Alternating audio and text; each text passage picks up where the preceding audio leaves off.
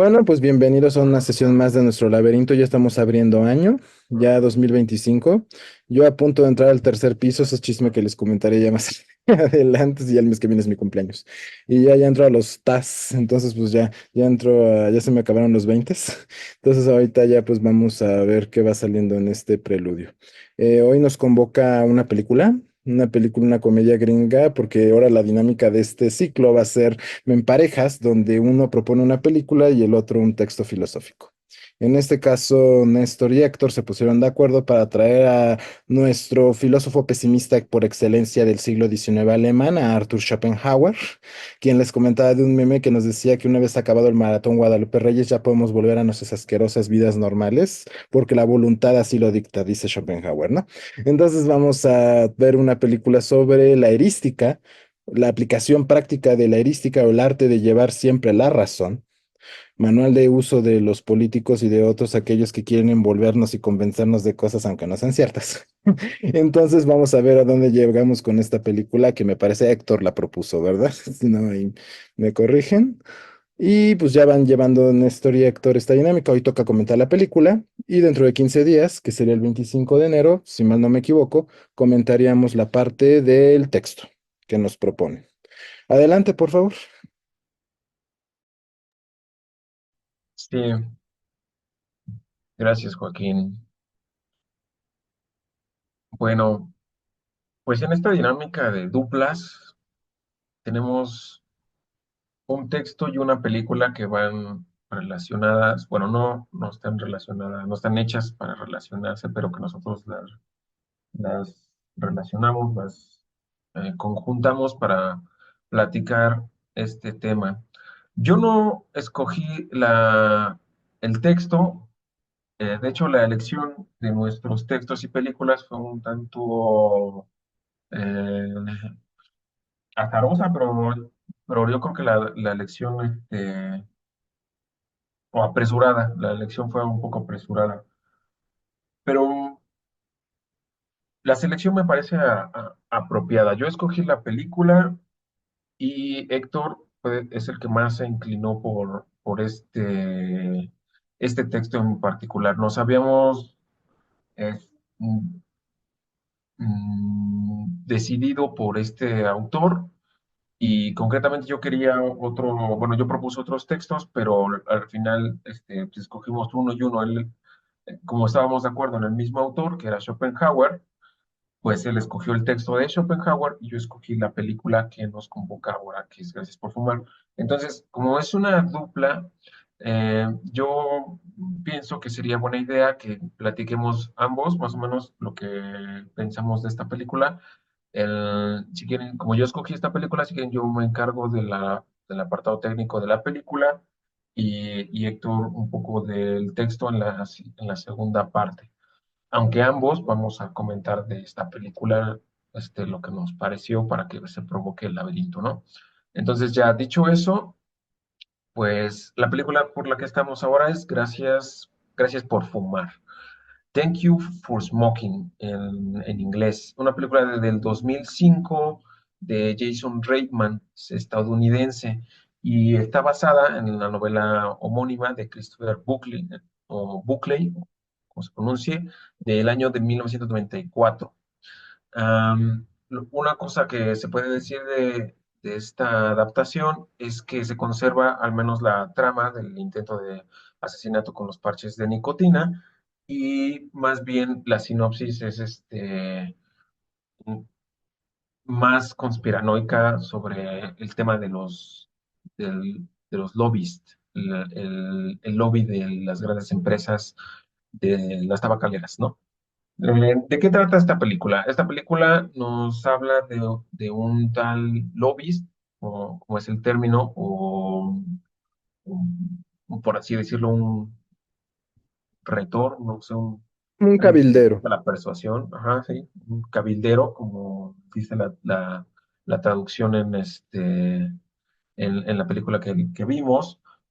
Em, Se dedica él, según en sus propias palabras, a la reinterpretación de datos, ¿no? Él se dice ser un profesional que se encarga de influir en las leyes y políticas públicas a través de un proceso de comunicación planificado. O sea, él es digamos que es como un influencer profesional, o sea, antes de que existieran los influencers, y el más versado.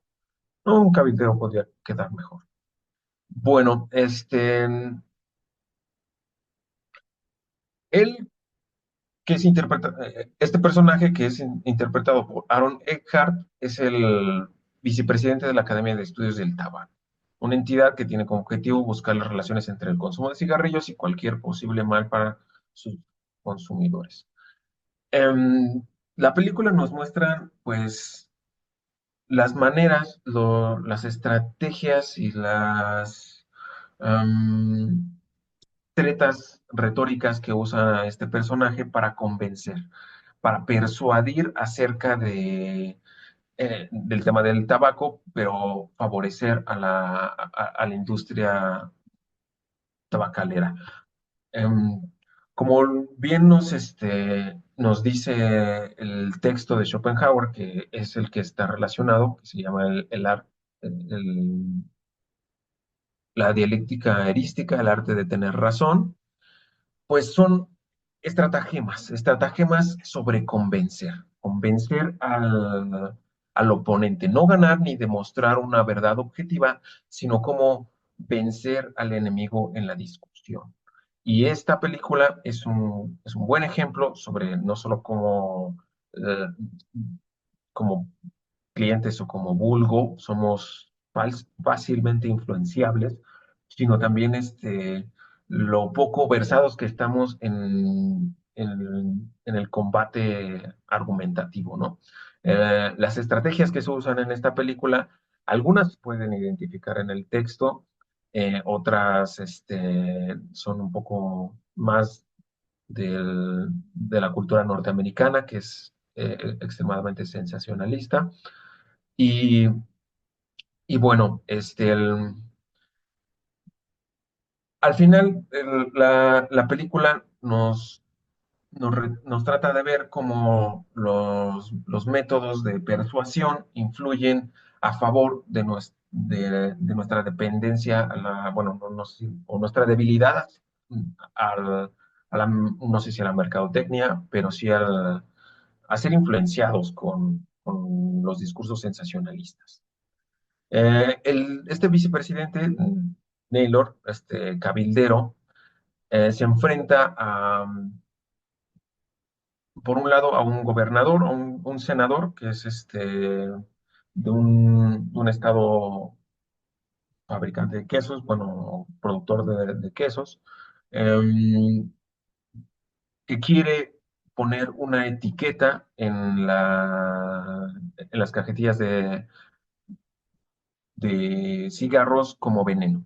Otro recurso de persuasión para, pues, atacar la industria tabacalera por medio del sensacionalismo. O sea, el poner un símbolo de veneno en una cajetilla es otra manera de atacar la tesis contraria por medio de la sensación.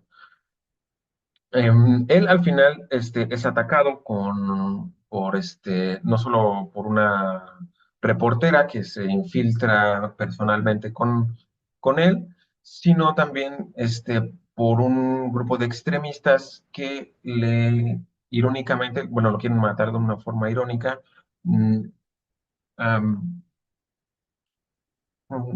insertándole, bueno, poniéndole un sinfín de estampillas con nicotina, me parece que eran, y que muriera por exceso de nicotina. Y en la película, como es basada en la novela, eh, eh, pone que el personaje se salva por haber fumado, gracias a haber fumado, ser un fumador regular, o sea que ya tenía nicotina en la sangre y eso le salvó la vida.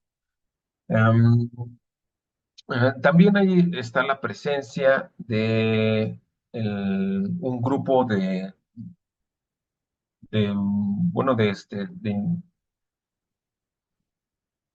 ¿cómo se le llama este escuadrón? El escuadrón MOB, el escuadrón de la muerte, un grupo de miembros representantes de las industrias de biopeligros en el mundo, que sería el alcohol, representado por una mujer, y, el, y, el, y otro de los grandes temas de Estados Unidos, que es el uso de armas. Um, Poniéndolos como un poco secundarios en la película, a fin de dar cuentas de que el cigarro mata más que el alcohol y que las armas, y que incluso los accidentes automovilísticos. Pero bueno, sin contar la sinopsis, porque esta vez no escribí una sinopsis y se nota, curiosidades del- de la película. Pues tiene estos, estas críticas de la historia del tabaco en Estados Unidos, que es bastante importante. Me parece que en los años 60 es cuando se publica que el tabaco hace daño a la salud, y lo interesante es que en la industria del tabaco, y mencionado también en la película, los doctores lo ponían como algo benéfico para la salud, ¿no? Eso está en la película. El tema Smoke, Smoke, Smoke, de Tex Williams, que sale, es un blues, es un género country. También estuvo en el número 5 en el top 10 de la revista de Billboard, los éxitos semanales más rotundos de Estados Unidos, como parte de la ideología cultural de Estados Unidos, que era fumar. Las estrellas fuman, y fumar era una especie de imagen, de estatus, de estilo, y todas estas eh, eh, pues, herramientas o factores de la cultura que hacían que fumar era normalizada. Um, ¿Qué más? Otra curiosidad, DW Documental sacó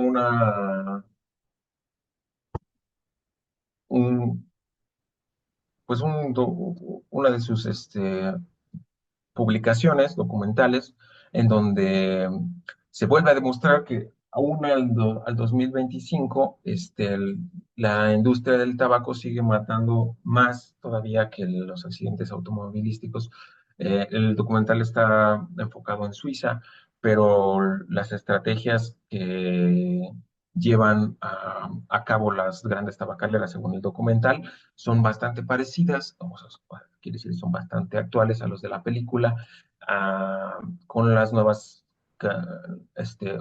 productos de normalización del tabaco, de la adicción a la nicotina, que son los vapeadores ¿y cómo se les llaman estas?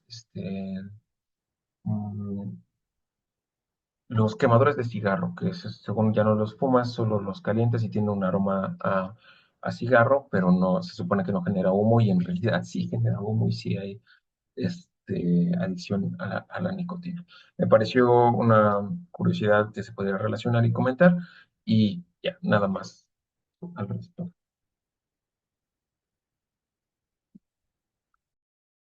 Bueno, entonces, Héctor, por favor. Ok, como cerraste el micrófono, te viste así como rapero de adiós. Lo dejaste caer.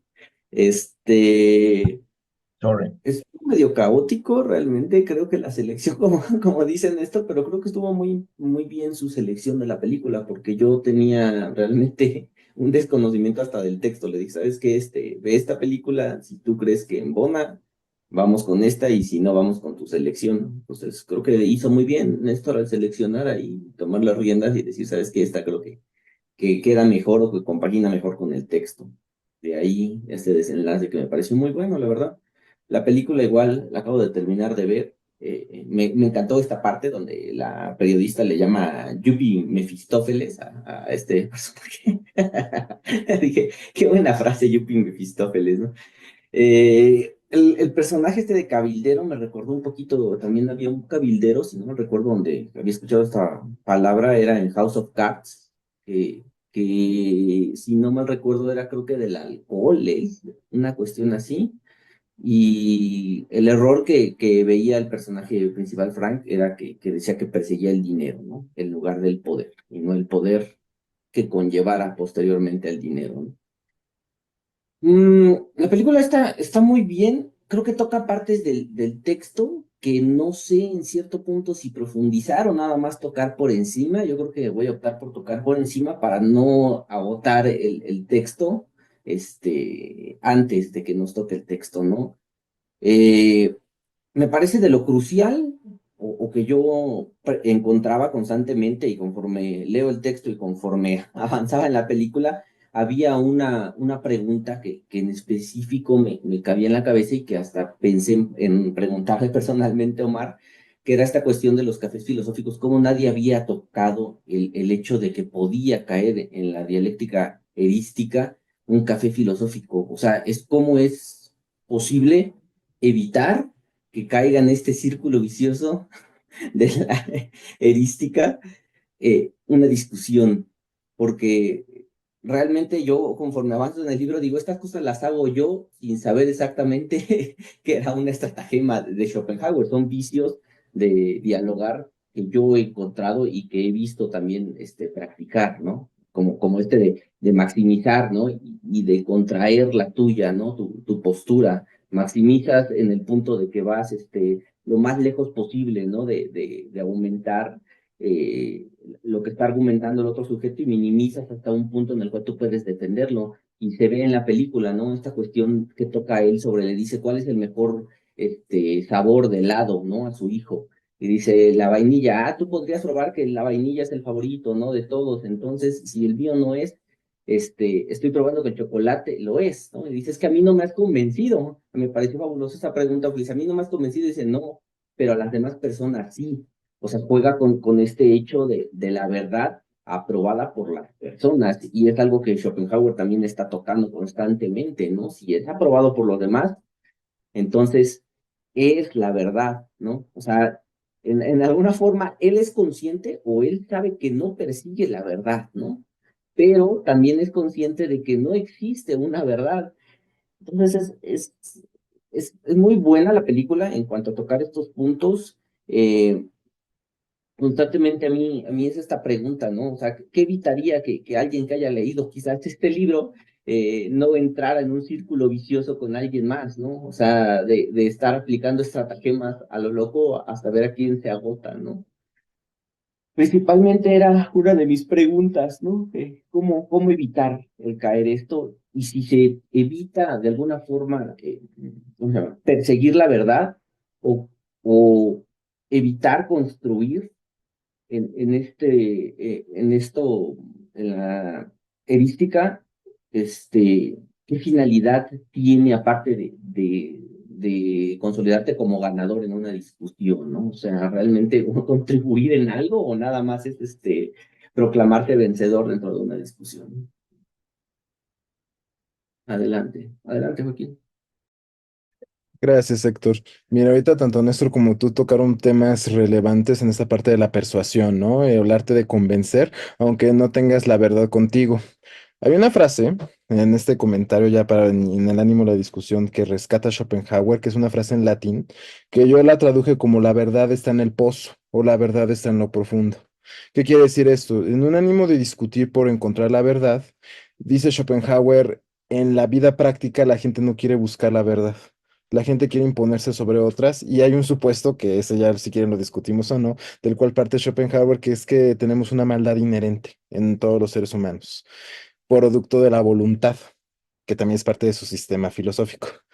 Y producto de esta voluntad de vivir, de estar y de preservarnos, recurrimos a diferentes artimañas para poder imponernos y tratar de estar por encima de los demás y tener más y más y más. Recuerden que este Schopenhauer dice, no eres feliz porque somos un pozo sin llenadera, no somos un saco sin llenadera, por así decirlo.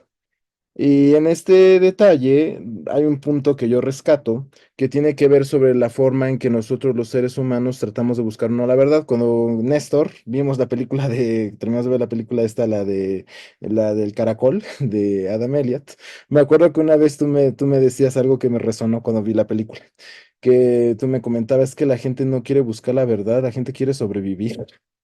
Y me resumbó otra vez, a veces cuenta que te volví a oír cuando terminé de ver la película, por esta parte de que la mente humana, como somos animales, por supervivencia, busca la supervivencia, no busca la verdad.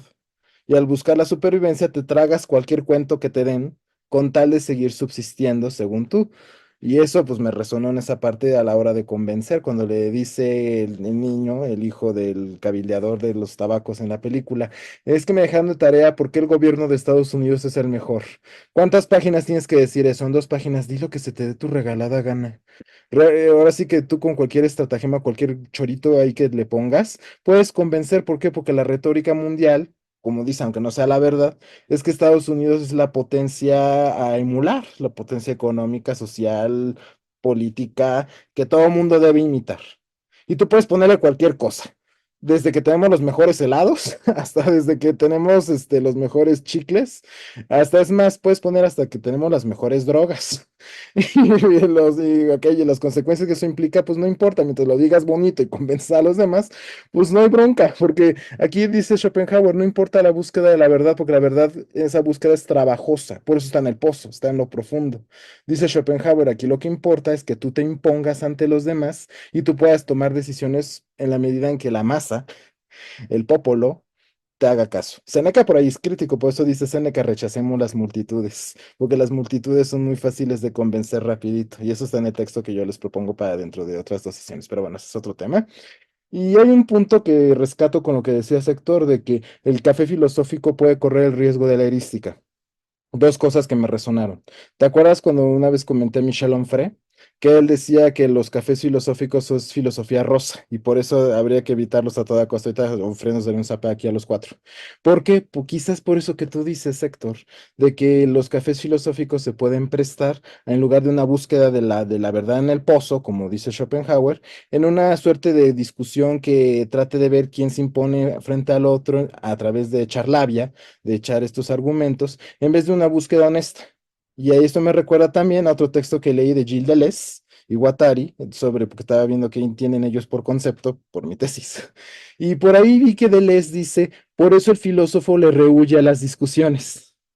Y esa frase me llamó la atención. No me acuerdo en qué texto era, pero sí en un texto de Deleuze, eso sí se los puedo asegurar. Donde Deleuze dice, el filósofo le rehúye a las discusiones. ¿Por qué? Porque las discusiones tipo Facebook, Twitter o X, ¿qué es lo que busca? Lo que dice Schopenhauer, ganar la discusión, imponerse sobre el otro y no buscar la verdad, generar nuevos conceptos, nuevas formas creativas de generar conocimiento. Y al ver la película me gana más sentido porque Deleuze dice, si ves así la discusión, rehúyele. Aquí se trata de hacer otro tipo de ejercicios. Eso lo pongo como provocación, pero son cosas que yo he leído. Y lo que me decía Néstor cuando íbamos en el Metrobús de regreso de la película, que decía es que la gente no busca, la mente no está hecha para buscar la verdad, eso es un artificio subsecuente de una vez cubiertas nuestras necesidades. Más bien lo que busca la mente es la supervivencia y por eso quizás nos traguemos los cuentos y como dice, como decías tú en la película del helado de vainilla y de chocolate, ¿cuál es el mejor? Son cuestiones subjetivas, pero dentro de esa subjetividad tú puedes meter triquiñuela si sabes manejar el discurso a través de las 38 estratagemas que propone Schopenhauer, que ya comentaremos más a fondo cada una o varias de ellas en la siguiente sesión. Pero ¿a qué vamos con esto? A través de esta maldad humana, ¿qué es lo que se busca en los debates? Ganar el debate. Si es verdad, no importa. El chiste es que tu postura sea la que se imponga. Y hoy por hoy me parece que esta discusión es relevante. Este comentario que hacemos por las posturas de ahorita de la izquierda, extrema derecha, qué es lo que buscan, qué estratagemas de Schopenhauer usan al poner el discurso. Una que yo detecto, por ejemplo, en esta parte de la extrema derecha es la generalización apresurada. Por ejemplo, que dicen, es que un inmigrante árabe en Alemania, por ejemplo, si uno asesina o uno vende drogas a tus hijos, todos los migrantes venden drogas y asesinan a tus conciudadanos. Y esas retóricas te las metes en la mente muy rápido, por el miedo, por el temor al otro, a la alteridad. Y entonces dicen los ciudadanos alemanes, ah, no sé si a todos los migrantes son unos hijos de Cantemburris, hay que sacarlos a todos, porque estos están descomponiendo a nuestra sociedad. Y esa generación apresurada también la vemos en la película en cierta medida. Cuando dicen, es que si te pongo el mensaje de que el tabaco mata, nada más porque unos casos de cáncer se dan, todos los casos tienen que dar, y no es necesariamente. Hay gente que fuma toda su vida y se mantiene de cierta forma estable, porque hay otros factores que también intervienen en tu salud, tu ejercicio, tu calidad de vida, etcétera, etcétera. Yo he tenido varios maestros que fuman como ferrocarriles y están a todo dar.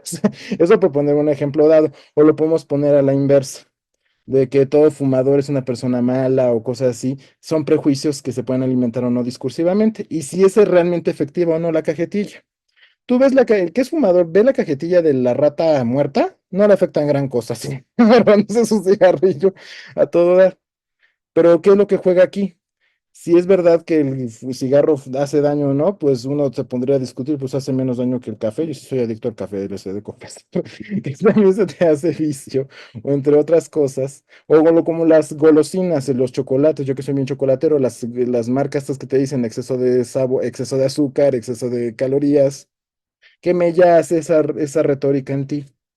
¿A qué intereses obedece? ¿Y qué estrategias retóricas usan para que se cumplan dichos intereses? El que te pongo el más cruento es el de la extrema derecha, que dice, si un migrante hace un delito, hace algo mal, todos los migrantes son así de malévolos, entre otras estratagemas que puedan entrar en juego. Pero bueno, esto ya lo dije para provocar un poquito y algunas cosas que recordé de Les, que decía, reunimos a las discusiones, y de Onfré, de la crítica que pueda hacer a los cafés filosóficos en ese sentido. Pero no sé, son puntos para discutir en esa parte. Gracias, Héctor, Néstor. Bueno, ya anoté algunas preguntas ahorita con la colaboración de Joaquín, que estaría interesante tomar ciertos caminos, pero vamos a escuchar la opinión de Omar y ya empezamos, ¿no? A desglosar. Este, me acordé con la popularización reciente en redes sociales de es mi opinión, es lo que yo pienso, que es como una inmunización eh, de todo esto que está ahora. Ya ve que se puso la polémica porque al parecer Meta va a cambiar algunas eh, algunos filtros que tenía de algunas palabras y cosas que están relacionados con discursos de odio y que, bueno, lo va a quitar para apelar a la libertad de expresión. Entonces, no he comenzado a leer el libro de Schopenhauer, no he tenido tiempo, pero ya, comienzo mañana, lo prometo. Sé del libro porque cuando nos aprobaron el PAPIT fue uno de los primeros que pedimos. Y fue uno de los más solicitados y ya no alcanzó a llegar a mis manos porque siempre había alguien que ya se lo había pasado a alguien y ese, ya saben, pues lo leímos un montón. Es que cuando tú pides un papel, puedes pedir libros. Entonces hicimos nuestra lista de deseos y entre esa lista de deseos estaba este Schopenhauer. Después cuando lo intenté ir a buscar a la librería, en la edición justo de Alianza, ya no la encontré. En fin, como que se había evadido el libro y no lo había alcanzado a leer. Este, no para responder, porque aunque me siento muy atacado en este momento, no es cierto. Es verdad, también hemos leído Onfré, donde habla de los cafés filosóficos, pero justo los hemos leído, creo, porque el tema de la argumentación, el tema de la palabra, del uso de los discursos y las conversaciones, pues es una cosa que nos interesa porque sabemos que es un peligro el uso demagógico de la palabra. Entonces, pues sí, sabemos que hay esa tendencia o ese peligro o eso que puede pasar si las preguntas y la moderación de las participaciones no se conduce de la mejor manera. Y pues sí nos ha pasado que hay personas que solo quieren llegar y tirar rollo y decir la verdad. Pero creo que tiene que ver con una cosa de actitud. En fin, ya no voy a ahondar en eso porque no es el tema de este espacio. El tema es la película. Y creo que por lo menos cuatro cosas Si quieren, o sea, creo que alguna de las cosas que he pensado a partir de lo que hemos discutido y las cosas que he escrito para el seminario a propósito de esto, podríamos ir comentando y ya les digo qué pienso, pero porque creo que está relacionado, porque creo que el primer tema que plantea es sobre el uso de la palabra. Y lleva a la cabeza esta frase tan común de es lo que yo opino, es mi opinión y la chingada, que tiene que ver con todo este gran tema de la libertad de expresión. y la libertad de pensamiento, que tal vez no son lo mismo. Tal vez la libertad de pensamiento y la libertad de expresión no es lo mismo, pero no lo sé. Pero hay una cosa del uso de la palabra atravesada por el poder que es muy, muy interesante el planteamiento en la, en la película, ¿no? Incluso el silencio, ¿no? Hay una cosa del uso de la palabra, de la conformación de los discursos públicos, o sí, los discursos públicos, que también está atravesado por como una especie de economía de los silencios. Esta escena donde va con este señor que no recuerdo el nombre, pero que es como la referencia a Mr. Malboro, que tiene cáncer de pulmón, ¿no? Y que va y compra básicamente su silencio, usando sus habilidades, ¿no? Pero creo que es un planteamiento interesante sobre quiénes usan la palabra, cómo la usan y con qué intereses, ¿no? Porque también el diputado, de pronto esta caricatura que hacen al final, a mí me parece muy interesante, como, bueno, este diputado tiene poder y usa la palabra con qué intereses, ¿no? O sea, como por qué quiere acabar con esto, en fin, etc. Lo siguiente tiene que ver, me parece, con un poco conociendo de qué trata el texto de Schopenhauer sin haberlo leído. De pronto me quedo pensando que es un tema también bien interesante en la película y que tiene que ver con el tema de la ética. Y sobre, ya no sé si la búsqueda de la verdad, que ese sería creo que un tercer tema, si vamos buscando la verdad o si la verdad nos vale 3 hectáreas de, ¿sabes qué? Pero creo que una cosa que es bien interesante es dónde queda la ética, qué lugar ocupa la ética en estos usos públicos de la palabra y cuando tenemos ciertas opiniones o expresamos ciertas ideas, como en estos entramados y estas mallas del poder, ¿no? ¿Dónde queda la ética? Yo no sé si eso lo plantea Schopenhauer, pero sería interesante pensar.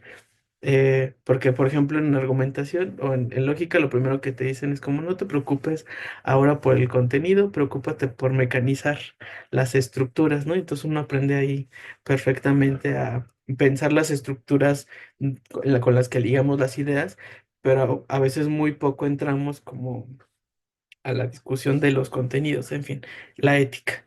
El otro que yo decía es el tema de la verdad, ya no voy a decir nada porque ya comentaron por ahora bastante y habría que pensar eso. Ya ve que decía Aristóteles que en realidad sí nos interesa la verdad. Y el último tema, que creo que está conectado con ese de la verdad, es este que ahora me acaba de hacer ruido, sobre si lo que buscamos más bien es la supervivencia. Porque alguien como Maslow nos decía que una vez cubiertos los niveles básicos que tienen que ver con la supervivencia, que es comer, alimentarte, tener, ya sabes, vas escalando en la torre, en la pirámide esta de necesidades. Y en un país como Estados Unidos, donde se supone, también son los países con más altas tasas de pobreza, pero eso es otro tema de cómo el capitalismo hace lo que hace, que también es un tema que está ahí, no planteado, pero lo atraviesa. Este, Se me fue el pedo. No sé si es el tema de la supervivencia, fíjate, me parece una buena interrogante. Sin, si hay una no preocupación por la supervivencia, o más bien hay una cosa como a buscar o evadir la incomodidad. Y que tal vez tenga que ver con un rasgo de supervivencia, por eso no lo desecho, más bien me genera ruido. Tal vez lo que pasa ahí es nuestro ser tratando de buscar una forma de estabilidad y cuando se nos presenta algo que contraviene las cosas que pensamos, como que lo evadimos, como que no nos gusta estar en ese estado de incomodidad, ¿no? O sea, la autocrítica es nos incomoda. Entonces, eso no sé si es supervivencia o más bien tiene que ver como con un estado afectivo en el que prefiero no sentirme incómodo y entonces busco inmediatamente la forma de volverme a sentir con el control o el poder para que todo se dé en los términos en los que yo me siento como más o menos cómodo, ¿no? Por eso, bueno, no sé.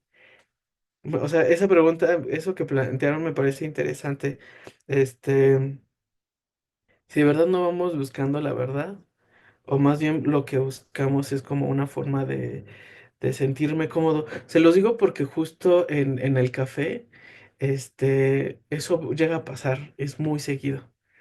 O sea, sobre todo las personas que llegan por primera vez, cuando escuchan algo que no se ajusta, inmediatamente buscan la manera como de regresar a ese tópico. Y cuando uno lo que tiene que hacer es como decir, bueno, sí, pero a ver, supongamos, a comenzar a hacer suposiciones para ver si eso le permite como plantearse otras ideas, porque es muy común en los primeros, cuando vas a tus primeros cafés filosóficos, te cuesta mucho trabajo escuchar. Como que es más fácil que escuches las cosas que coinciden contigo o las que, como que las críticas que ya tienes muy bien pensadas y cómo responderlas, detectarlas inmediatamente, borrar el resto de lo que dijo la persona e ir directamente como a ese punto, ¿no? Que a veces pasa como en estas... A mí en algunos espacios de pronto de derechos humanos y por estas cosas como de respetarnos y así, de pronto todo lo que se había dicho se borraba porque decía, oye, pero te pido que seas más respetuoso con las palabras que usas, porque hay personas aquí que somos y no es como, ok, pero vas a decir algo respecto a las otras cosas que dijo.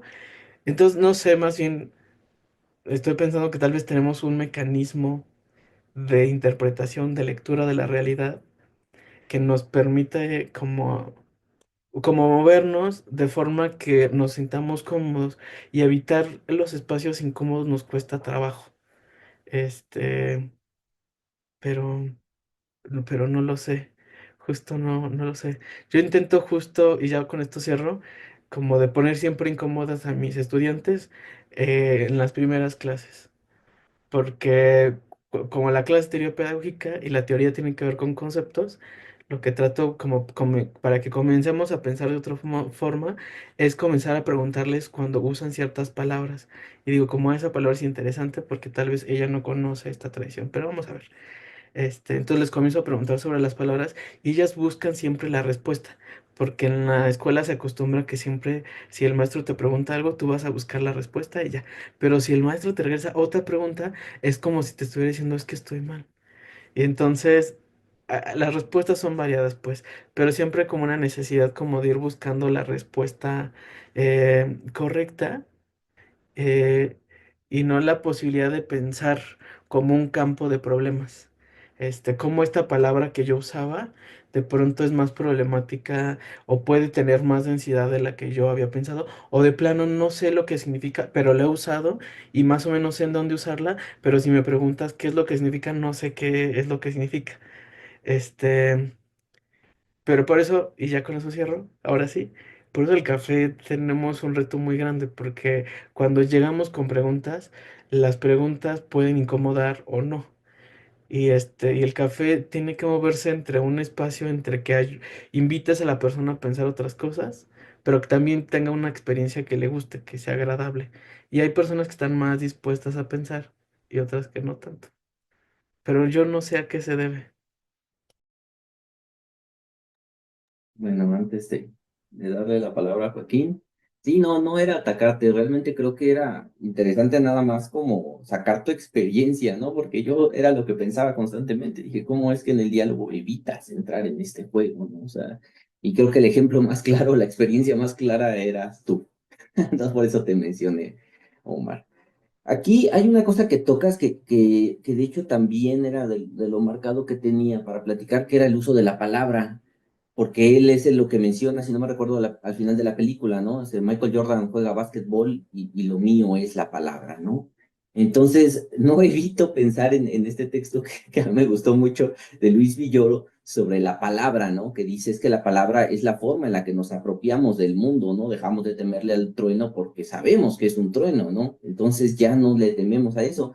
Aquí venía a mi cabeza el pensar que entonces con el uso de la palabra estamos confrontando con nuestra noción del mundo a la otra persona. Quizás por esto está la necesidad de ganar en el debate, ¿no? Porque que de alguna forma imponemos nuestra visión del mundo a la otra persona y si los otros lo validan, quiere decir que eso es lo verdadero, ¿no? Mi visión del mundo. En este caso, pensándolo, lo que mencionas del silencio, creo que es un juego sutil porque el silencio podría dejarnos razonar las cosas, que es lo que pasa normalmente en las discusiones, algo que estaba pensando, que el silencio es enemigo, ¿no? Constante del interlocutor. Es decir, si las personas piensan por en algún momento o dejan de hablar y solo piensan, en ese momento podrían tomar una percepción más crítica de lo que se está hablando, ¿no? Y aquí lo hace, lo menciona Schopenhauer, la verdad es que no recuerdo la estratagema, pero lo hace él en el juicio, que es como esta distracción, ¿no? Que le están, de alguna forma diciendo eh, las personas que mata el tabaco y él empieza a hablar sobre el queso y cómo el queso también mata personas y cómo el alcohol también mata personas y entonces regresan con el tema, ¿no? De decirle, no, no, no, estamos hablando, aquí se está juzgando el tabaco, no el queso, no el estado de Luisiana, no el alcohol, ¿por qué hacer esto en una discusión si lo que quieres evitar es que piensen, si lo que quieres es evitar el silencio? Es más sencillo bombardear con palabras, ¿no? Y distraer del tema. En esta cuestión yo pensaba que por eso en la erística es importante el no dejar pensar, ¿no? El no haber o jugar muy poco con los silencios, ¿no? O sea, para que no piensen, no recapaciten sobre la postura que están tomando mediante la discusión, ¿no?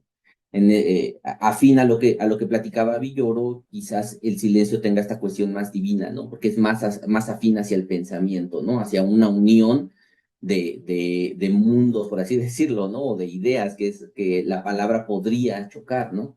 La pregunta principal que me ponía yo es que si la palabra nos acerca a la verdad o nos aleja a la verdad, ¿no? Era una de las preguntas que yo me realizaba. Y la última, ya para dar pie a, no sé si estaba Néstor o Joaquín, es que hace constantemente el juego del libre albedrío para justificar las razones que toca, ¿no? O sea, si no pudiera, si... yo soy defensor del libre albedrío, ¿no? O sea, gracias a mí, puede estar en la mesa si fumas o no fumas.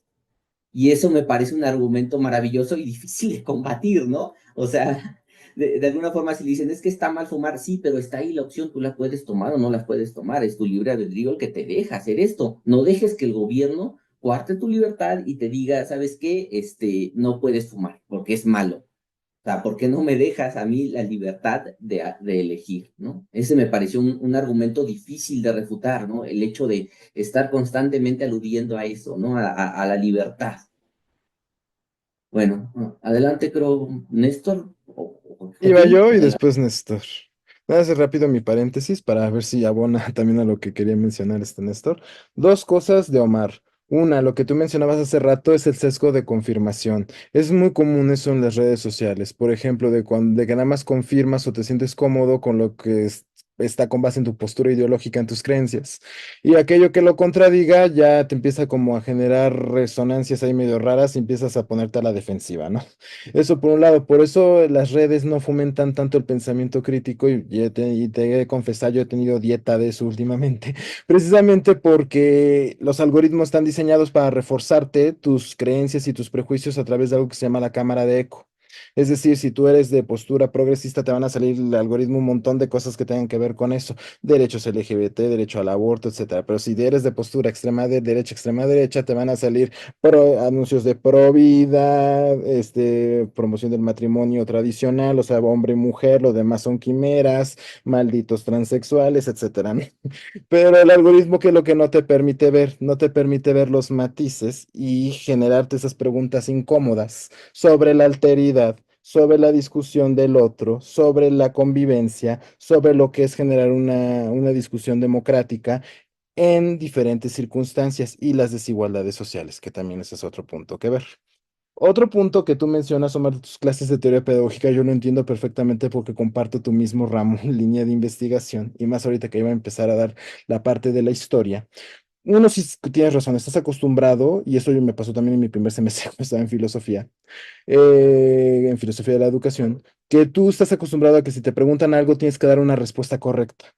Y el problema, que no sé si es el problema virtud aquí en las humanidades, y en cualquier ramo de la ciencia en general, tú cuando preguntas algo es para buscar y generarte más preguntas en torno a eso, no para buscar una pregunta, respuesta y una respuesta cerrada.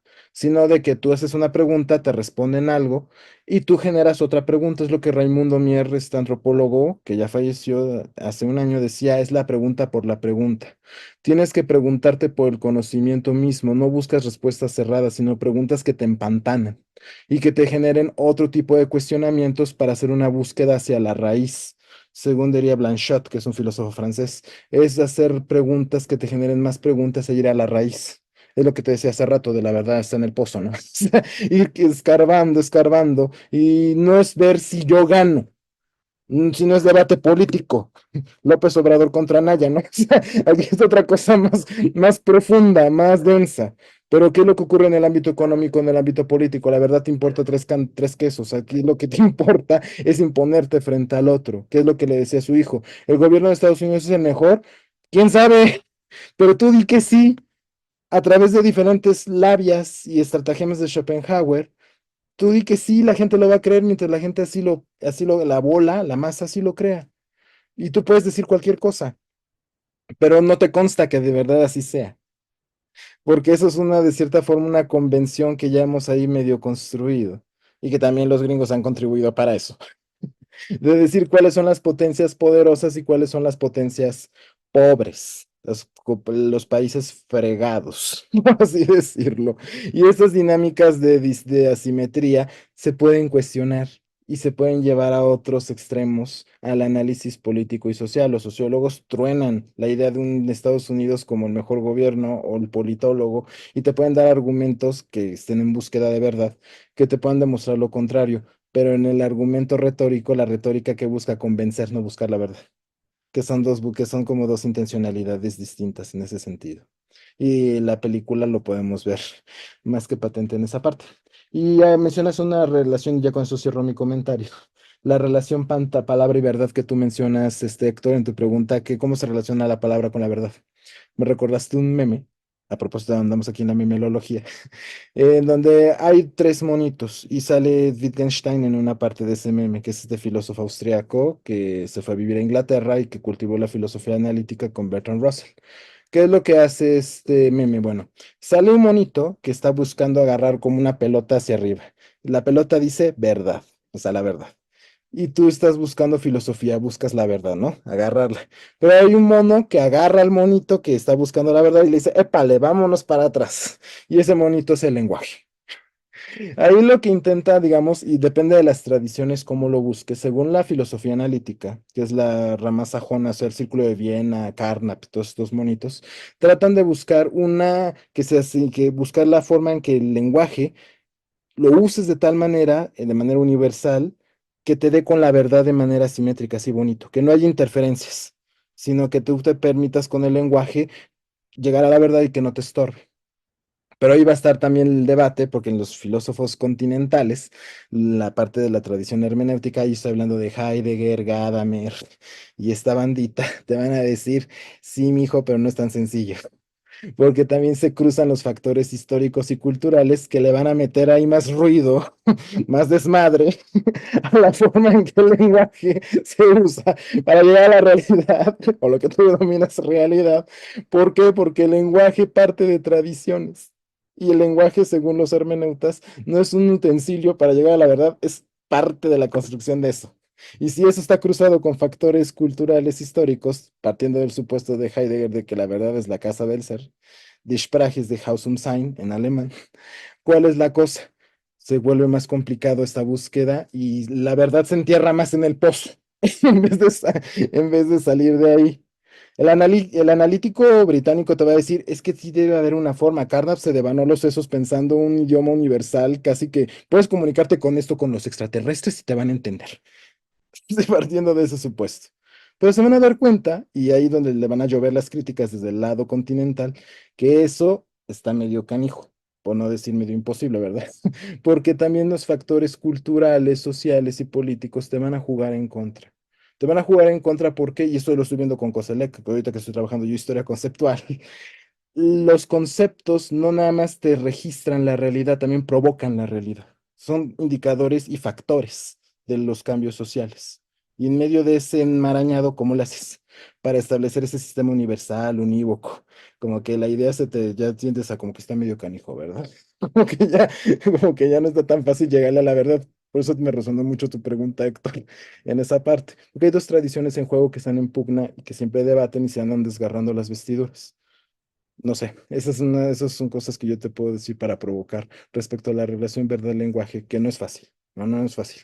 Por ahí léete Verdad y Método si tienes tiempo y vida y paciencia. Léete los tomos de Verdad y Método de Gadamer. No es un texto fácil, pero te permite profundizar en esa pregunta si de verdad tienes interés por ella. Léete los primeros capítulos de Verdad y Método y vas a ver lo divertido que es pensar en, en esa parte, al menos desde el lado continental. Te digo, ese es el texto de base también de Koselleck, por eso sí o sí lo he tenido que leer. Y sí concuerdo con Renato, que es otro de mis maestros en la carrera, que decía, aguas cuando me leas Verdad y Método, no lo quieras leer de jalón porque es como echarte un litro de plomo de a litro a tomártelo y a ver cómo te cae. Los 20 te van cayendo de a poquito, y sí es cierto, los 20 sí te van cayendo de a poquito en la relación verdad, concepto y lenguaje, que es un problema que yo estoy manejando en mi tesis. Ahorita no me da la vida para explicártelo todo, pero más o menos quiero pensar que por ahí va, ¿no? ¿Cómo vas? Por eso decía Omar, cuando te preguntan sobre eso, no buscas una respuesta definitiva, buscas otra pregunta que te permita profundizar sobre eso. Y te van saliendo cosas respecto a cómo pensar el uso del lenguaje con la realidad, o cómo la realidad afecta al lenguaje, o cómo se van jugando las dos cosas para entender y dar cuenta del mundo, con lo que decías con Villoro. El trueno porque ya no nos da miedo, porque ya lo tenemos lingüistizado, ya lo tenemos conceptualizado. Si no tuviéramos un concepto de eso, sería algo fantástico o sobrenatural. Por eso cuando veíamos la película de Carpenter, la del príncipe de la oscuridad, ¿qué es el demonio? El demonio no puede ser una entidad que la ciencia todavía no entienda qué es, pero ahí está. Claro, ahí ya le exageraron, ¿no? Que el cilindro maldito, ahí sale el agua y se te mete a la boca y ahí poses a la gente con escupitajos y con un beso ahí medio, que también le metió cosas ahí medio eroticonas, ¿no? Te meto la salivita y ya tienes el demonio adentro, pero bueno, eso ya es de juego de la película. Pero ¿qué les digo? Son detalles que se van ahí jugando. Ahora sí, ya me callo y esperemos que esto, no sé si Néstor le provocó más cosas o no sé. Ahí vemos a dónde llegamos en los cuartos de Esterión. Gracias, Héctor. Sí. Respondiendo rápido a esta parte de Carpenter, eh, pues sí, el erotismo viene de cajón en el horror y es casi como de la mano. El horror y el erotismo son cosas que como ambos transgreden en diferentes dimensiones de la sociedad, ambos se conjuntan en el género del horror de una manera peculiar. Y entonces sí, tenía que estar. Pero bueno, ya. Empiezo primero por la aclaración contextual. ¿En qué contexto dije la mente está hecha para sobrevivir, no para buscar la verdad, por así decirlo? Lo dije después de que comentáramos el fanatismo religioso del personaje de Memorias de un Caracol. La mujer era una fanática religiosa que a pesar de llevar al abuso completo y básicamente al asesinato de uno de los niños que cuidaba, que era el hermano de la protagonista, ella seguía diciéndose a sí misma que estaba bien, que el niño era hijo del diablo, bueno, era un asunto de Satán, que su gusto por los otros hombres era una abominación del diablo y que ella hizo bien al dejarlo morir quemado en vida. O sea, eh, eh, que ella hizo bien, que todo que su forma de vida no está mal, que ella es ella tiene la verdad, pues, que no había nada de eso. Entonces yo dije, es que las narrativas que las personas se ponen a sí mismas para justificar su propia realidad es, es increíble, ¿no? O sea, ella se sigue mintiendo a sí misma, o sea, se cree la propia mentira en la que ella precisamente actúa bien cuando cuando no se cuestiona una realidad diferente a ella. Entonces, la narrativa es autocomplaciente, bueno, va más allá de la autocomplacencia, va al grado del autoengaño. Y entonces yo aproveché para decir que es muy difícil tratar de separarnos de qué prejuicios o qué creencias fundamentales podrían estar equivocadas. ¿Por qué? Porque la mente se adapta a lo que nos ayuda a salir del problema. Por eso es tan exitoso los discursos autocomplacientes o los discursos de coaching, porque la mente funciona para sacarte de un problema, para que tú sobrevivas, no para que resuelvas algo. Y para darte cuenta de que estás mal, necesitas arriesgarte a que precisamente, como autodaño, ¿no?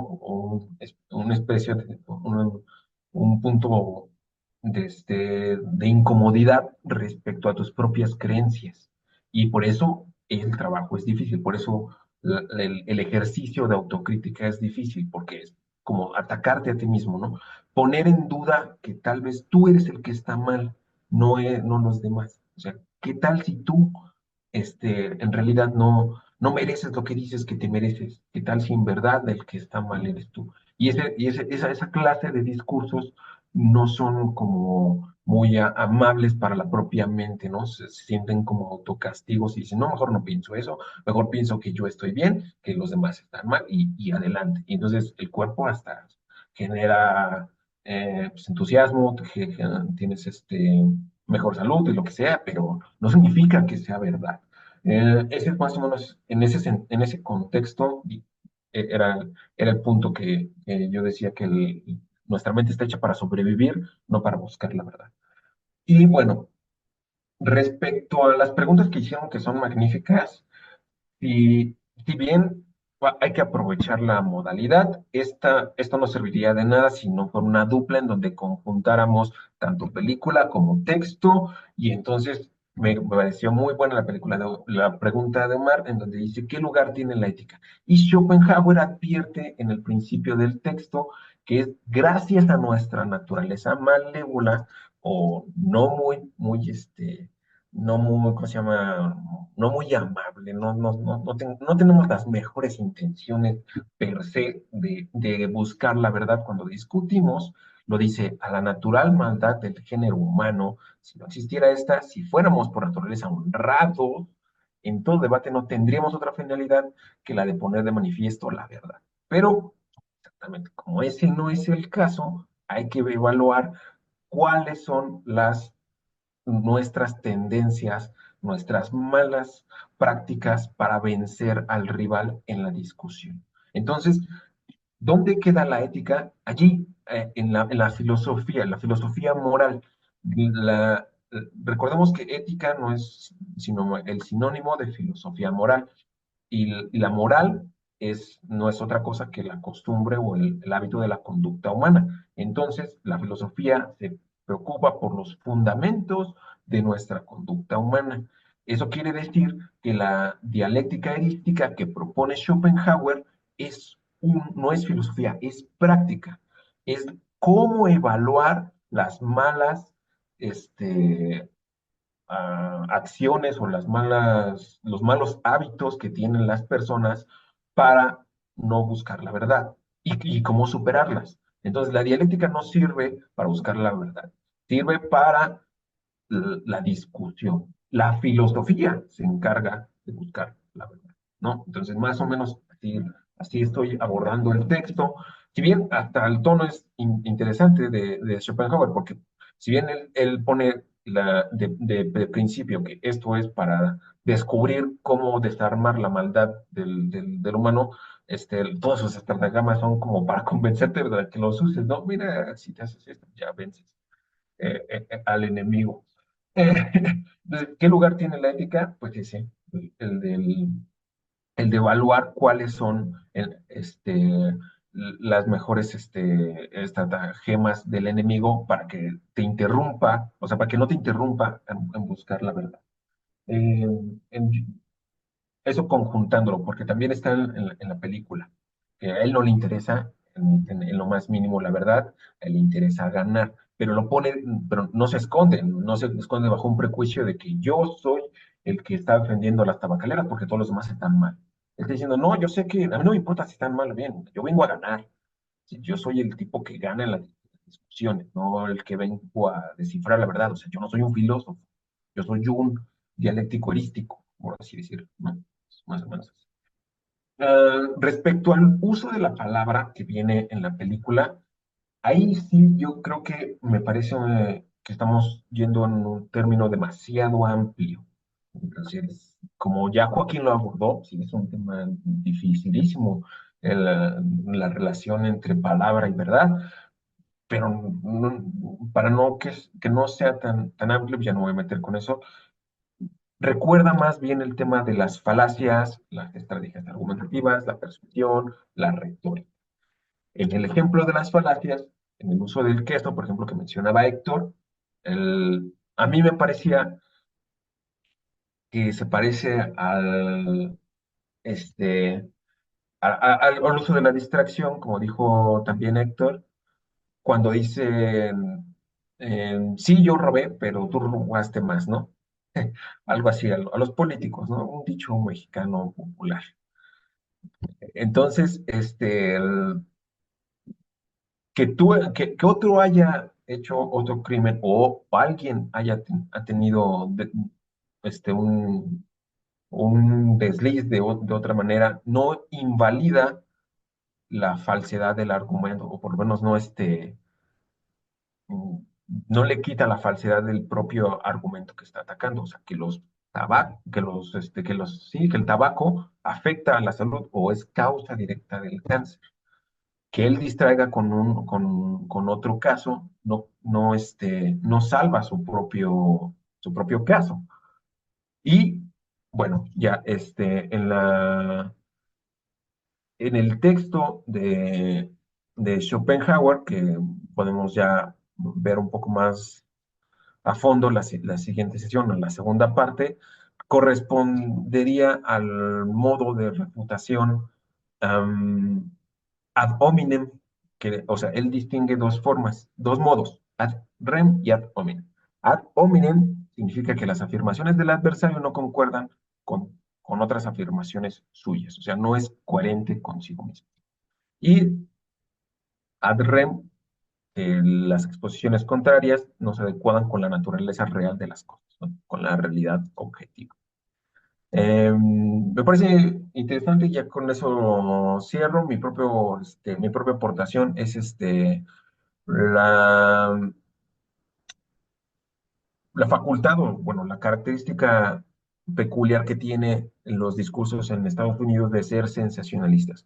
En estos tiempos, ¿quién podría ser mejor ejemplo que el primer ex convicto de Estados Unidos, el presidente, para discutir o por abordar el sensacionalismo en la cultura política de masas?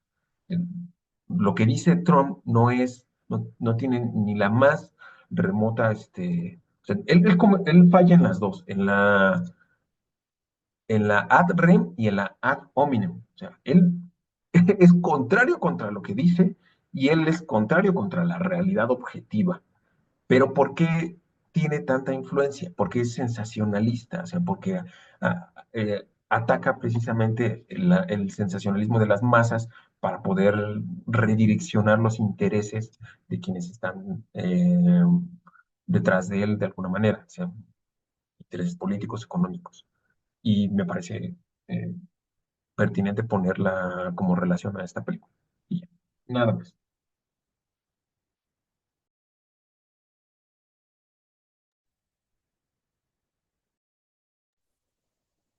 Sí, adelante, No, pues, Omar. Sí, no había nadie. O sea,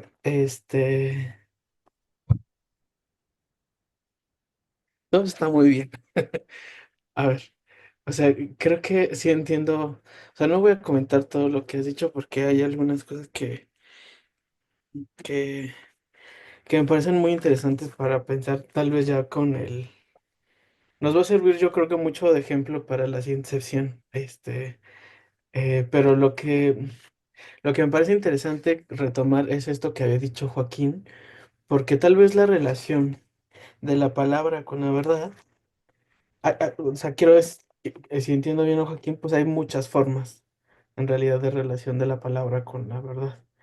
A veces la no palabra también es una forma de relación con la verdad. La cosa es justo, eh, ¿cómo decirlo? Eh, Tiene que ver justo con los efectos, en el uso de la palabra, los efectos de verdad o no sé cómo llamarlos. O sea, como que se revelan cosas. Porque él es muy claro que su intención no es apelar necesariamente a la verdad. Sino usar, y se lo dice a su hijo cuando este caso de la escuela que ya comentaron. O sea, lo que a mí me parece interesante que él es muy claro, que tiene más bien como un papel retórico, en la reinterpretación de la información y no tiene un compromiso fuerte con la verdad.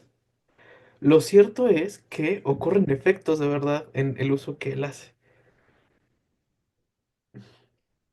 Porque cuando pone un poco en entredicho este, al senador, de Vermont, y lo desvió un poco la discusión y comenzó a hablar de los quesos y de los automóviles y no sé qué, como que evidencia cómo estos espacios de uso de la palabra, y ahí creo que está el quid de la cuestión, que sí tienen como premisa la búsqueda de la verdad, o no lo sé, o de la justicia o de otra cosa generan efectos de verdad porque revelan esos montajes ficcionales del discurso. Ya me puse muy postmoderno.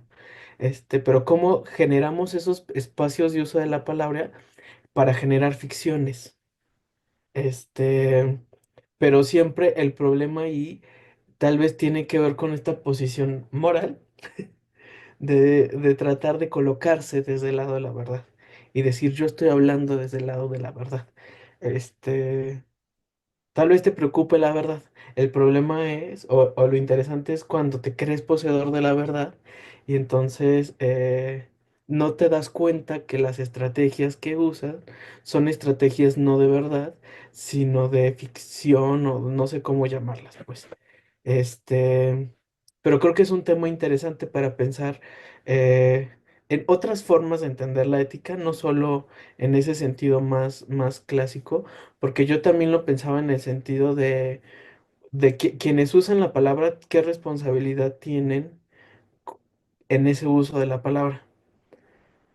Porque cuando uno, por ejemplo, piensa todo el tema de los cigarros, este, que alguna vez habíamos visto en uno de mis cafés viejos que tenía que ver sobre ya no me acuerdo si lo sobre la verdad o sobre algo, que me encontré con este concepto de producción de la ignorancia y cómo toda la industria de las tabacaleras, cuando estos primeros juicios comenzaron en Estados Unidos, comenzaron a generar estos centros de investigación, estas cajas de pensamiento que tenían como función pues justificar o soportar desde un cierto espacio a, a estas industrias.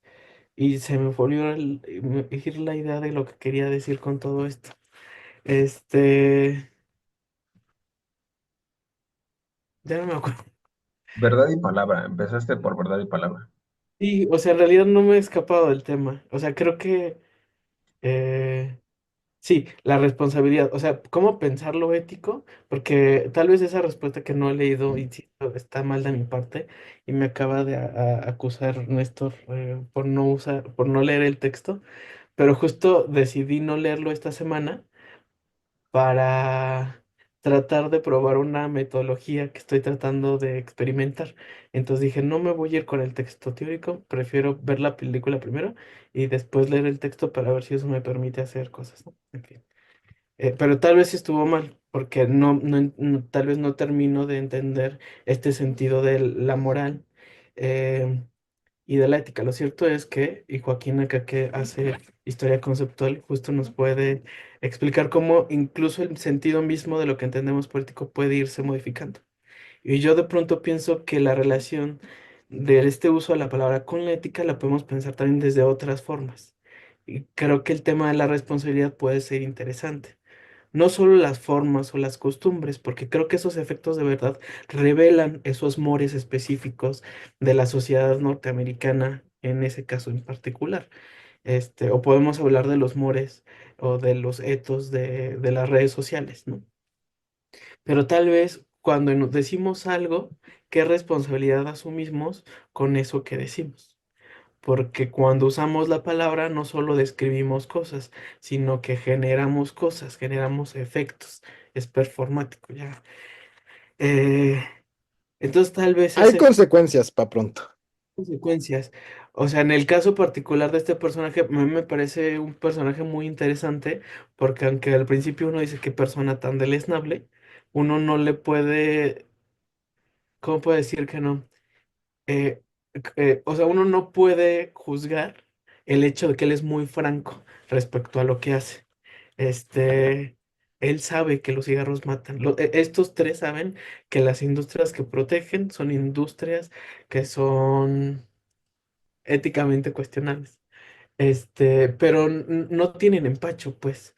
Otra cosa sería que estuvieran realmente convencidos y que desde ahí hablaran. Creo que justo la posición es interesante para pensarla éticamente. Porque este momento, y ahí ya con eso cierro, cuando le preguntan por su hijo y él sale del juzgado, como que es una escena como yo al principio dije como, ay, qué choterías, ¿no? Pero que claro, tal vez es un espacio de uso público de la palabra donde hace lo que sabe hacer, pero sale y se da cuenta de lo que acaba de decir. Y si eso puede tener o no ciertos efectos, que es cuando le preguntan si dejaría formar a su hijo, ¿no? Y que es cuando el tema del libre albedrío, decir, no, porque es ilegal, porque es menor de 18 años, y todo el mundo se ríe. Y después le dice, bueno, si tuviera 18 años y le pidiera, le dice que quiere fumar, ¿usted qué haría? Entonces hay todo ese espacio largo y él dice, yo le compraría su primera cajetilla de cigarros, ¿no? Eso y contrastándolo con esta escena cuando tiene a su hijo en el regazo y está viendo esta película o no sé si es un comercial con estos soldados que saca uno un cigarro, le disparan y entonces él como automáticamente saca sus cigarros, y está vacía la caja, como respondiendo a ese anuncio en la película o lo que sea, como que le dio ganas de fumar porque estaba viendo la película. Pero bueno. Ya no me voy a extender, pero eso, pienso que podemos pensar de otras formas, este, estos temas y los efectos que eso genera. Adelante, Joaquín. Gracias, Néstor. Nada más es un poquito el comentario para dar el cierre de lo que mencionaba Omar. Eso que decías del efecto de realidad es lo que trabaja Roland Barthes, de hecho. Este efecto de cómo a través del uso del discurso, de la palabra, tú puedes generar efectos, pues se llama efecto de realidad. Porque tú lo que digas, independientemente de si está pegado o no a la realidad, te puede generar un efecto de verdad. En la historia sucede mucho esto. Muchas cosas que se te relatan como algo que de verdad sucedió, puedes tomarlo como verdad si no haces un análisis de la intencionalidad del discurso, es decir, de los efectos que pretende el autor generarte en ti. Me voy a ir con un ejemplo muy burdo que se me ocurre, el pipila con la alhóndiga de granaditas. Desde chiquititos, desde que somos niños, tú lo tomas como verdad de Dios. ¿Por qué? Porque lo dice tu maestro y tu libro de texto.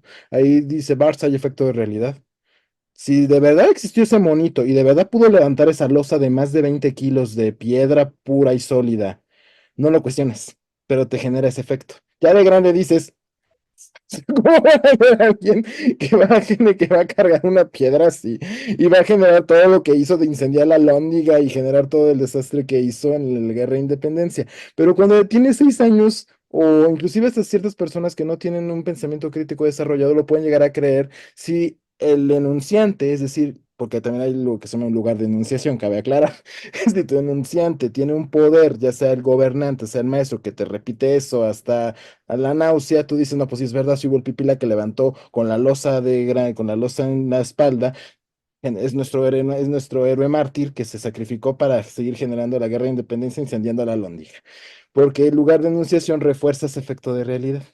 No es lo mismo que me diga ese cuento barato a alguien, ahora sí que el que se toma el allá en la esquina, oye, por poner un ejemplo, así me lo dice mi gobernante o la presidenta o presidente de la República, ¿no? ¿Por qué? Porque el lugar de enunciación me afecta. Si es una autoridad de prestigio y te dice un cuento barato, sí se lo compras.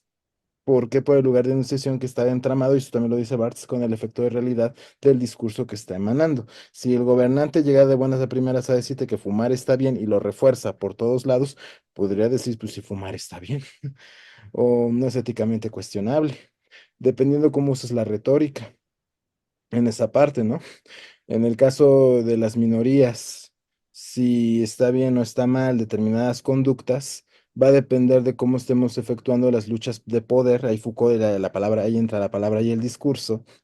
Cómo se está posicionando y desde qué simetría se está generando el discurso para convencerte de una u otra cosa.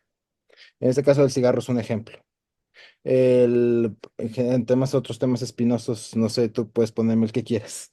Va jugando como tú dices las cosas y cómo y qué efectos genera en ti y qué consecuencias tiene eso ya en la práctica como tal, la práctica política, social, cotidiana, ¿no? En esa parte. Lo de la Lóndiga de Granadita se me ocurrió como ejemplo burdo. También te puedo decir el de los niños héroes. El que Juan Escutia se enrolló en la bandera y se aventó y brincó como era elástico el güey. Se vio como pelota de ping pong hasta llegar ahora sí que al bosque y ahí su cadáver. Ese discurso genera un efecto de realidad. Hasta me acuerdo en la primaria que me disfracé yo hasta de niño héroe cuando iba en quinto de primaria de Agustín Melgar, murió por la patria y te desmayas, ¿no? Juan de la Barrera, murió por la patria y te desmayas. Genera efectos en ti y genera una narrativa que te permite a ti construir un estado y generar una gobernanza. Porque si no tuviéramos esos mártires y viéramos a toda la gente, si me voy a poner crudo y duro, como una bola de forajidos que fueron los que construyeron este país, tú te quedas con cara de como que esto generaría un caos, ¿no? Tengo que generar mártires, tengo que generar figuras que me permiten a mí una cohesión y ese es el efecto que yo busco para poder gobernar el país. Digo, aquí ya me estoy yendo por las ramas quizás un poco, pero generas esos efectos. Omar dice, de mi antepasado no vas a estar... Pues no, o sea, así que habría que probar históricamente, Juan Escutia fue porque sé que te pedís Escutia, pues forma parte de tu árbol genealógico, pero eso ya es otra historia.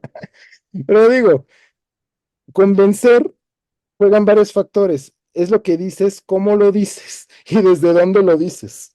Digamos que ahí juegan esos factores, porque el efecto de realidad toma en cuenta el lugar de enunciación y la intencionalidad retórica que tú buscas con eso. ¿Qué efectos buscas? Al generar este cuento del Pipilá, el Juan Escutia elástico que se lanza con la bandera, entre otras cosas. Digo, ahorita se me ocurren estos ejemplos históricos, pero puede haber otros muchos más que se me estén escapando que ustedes puedan mencionar. Ya con eso sería todo. Gracias. Sí, fíjate, ahorita que mencionaste lo de Juan Escutia, lo puso Iñárritu en la película de Bardo, que lo pone en el castillo de Chapultepec, en su falsa crónica. Está bueno eso. Adelante, Omar. Eh, Hoy se me está yendo todo. Es que me acordé primero de la discusión esta que hay en el pleito que hay ahorita entre Sheinbaum y y Donald Trump, el presidente electo de los Estados Unidos. Este, que está muy bueno el chisme. O sea, hay muchas cosas que se pueden decir sobre ese chisme, ¿no?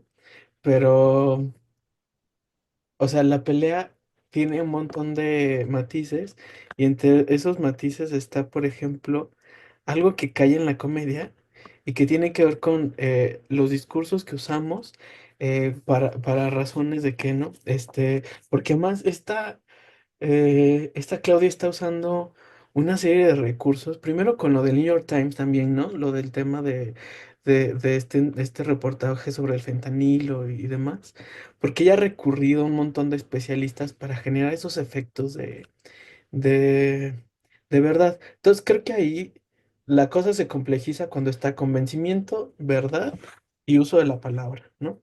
Este, o sea, para pensar, y ya no voy a extender más, acaba de salir la nueva, una película de Philomena Conk en Netflix, que ya ven que les había recomendado la serie de El mundo según Philomena Conk, pero el formato que ella elige es muy interesante, porque la comedia que ella utiliza es buscar especialistas de N cantidad de cosas y les pregunta cosas que de pronto son inverosímiles, ¿no? O sea, que un académico especializado en historia del arte, ella llega y le pregunta, ¿qué cree que fue más relevante para la historia de la humanidad? ¿El Renacimiento o Single Ladies de Beyoncé? Entonces esa pregunta como que justo descoloca a los sujetos. Pero es interesante porque en la comedia, las entrevistas que ella les hace, tiene la intencionalidad, y eso es lo gracioso, que tiene la intencionalidad no de preguntarles por su saber, por su verdad, sino justo colocarlos en situaciones en donde les preguntan cosas que de pronto ellos no saben qué responder porque no están acostumbrados a que sean las preguntas que les hagan y que sean las respuestas que les den. Algunos como que entienden el juego y como que un poco ahí le siguen. El que es como especialista en historia de la guerra es muy chistoso porque ella se pone a llorar frente a él. Y se ponen a hablar de Ava y él le sigue el juego y está muy cagado, pero o sea, ella es muy particular para pensar justo estos juegos que hacemos cuando vemos que el uso de la palabra no necesariamente está ligado a la verdad, sino que los efectos que puede generar el uso de la palabra según ciertos espacios son los que uno puede aprovechar para determinadas cosas, como por ejemplo, o sea, ella para la comedia, pues, pero también en este caso como para el convencimiento, ¿no? O sea, como solo para convencer a los otros de cierta cosa. Por eso alguna vez nos dio una sesión Dani, sobre Aristóteles y la retórica para pensar cómo en los cafés hay que tener como mucho cuidado de estos ejercicios retóricos, como para ver quién apela a ellos, porque justo no se está... Y que además, yo cuando les he preguntado a mis colegas si están buscando la verdad, todos es como, ay, pues no, no sé. O sea, como que piensan que buscan la verdad, pero están seguros que a veces no logramos acercarnos a ciertos espacios, pero sí tienen muy claro que el trabajo que tratamos de incentivar tiene que ver con un trabajo de escucha. Por eso a veces entiendo a Esther cuando ella dice que el tema de la argumentación no está central para nosotros como otros temas, porque si nuestro ejercicio fuera enseñar a argumentar a las personas, otra sería el formato. Por eso las preguntas para nosotras son más importantes que enseñar a la gente a argumentar, porque las personas sabemos argumentar, la cosa es si somos conscientes o no de las formas en que lo hacemos.